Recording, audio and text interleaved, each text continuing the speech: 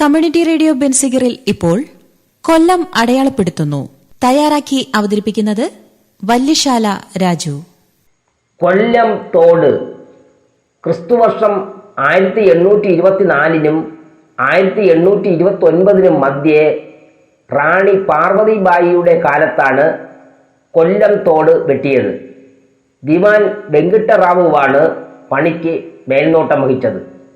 ഇതിൻ്റെ നിർമ്മാണ ചെലവ് 10,000 സർക്കാർ രൂപയായിരുന്നു എന്നാണ് ചരിത്രരേഖകളിൽ കാണുന്നത്.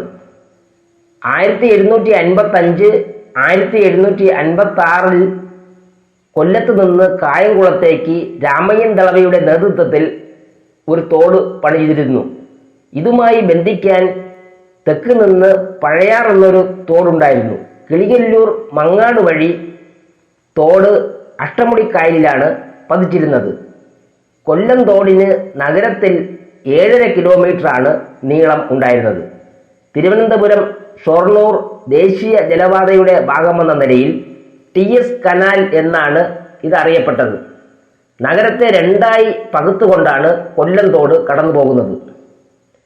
വേണാടിൻ്റെ വ്യാപാര വ്യവസായ ഭൂപടത്തിൽ മുഖ്യ കണ്ണിയായിരുന്നു കൊല്ലം തോട്.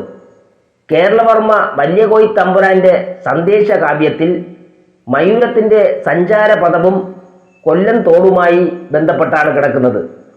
തോടിൻ്റെ ഉത്ഭവത്തോടെ കൊടുങ്ങല്ലൂരിൽ നിന്നും കൊച്ചിയിൽ നിന്നും കെട്ടുവള്ളങ്ങളിൽ സാധനങ്ങൾ കൊണ്ടുവന്ന് കൊല്ലത്തെ കടവിൽ അടുപ്പിക്കുമായിരുന്നു.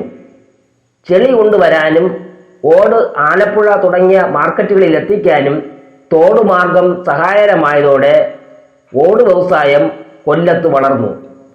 ശ്രീലങ്കയിൽ നിന്ന് തുറമുഖം വഴി ഇറക്കുമതി ചെയ്തിരുന്ന ജാപ്പാണം പുകയില കൊല്ലം തോട് വഴിയാണ് കേരളത്തിൽ എത്തിയിരുന്നത്. ഇവിടെ എത്തിയ ശേഷം ആണ് മറ്റ് കമ്പോളങ്ങളിൽ കൊണ്ടുപോയിരുന്നത്. കമ്മ്യൂണിറ്റി റേഡിയോ ബെൻസിഗറിൽ ഇതുവരെ കേട്ടത് കൊല്ലം അടയാളപ്പെടുത്തുന്നു. തയ്യാറാക്കി അവതരിപ്പിച്ചത് വല്യശാല രാജു.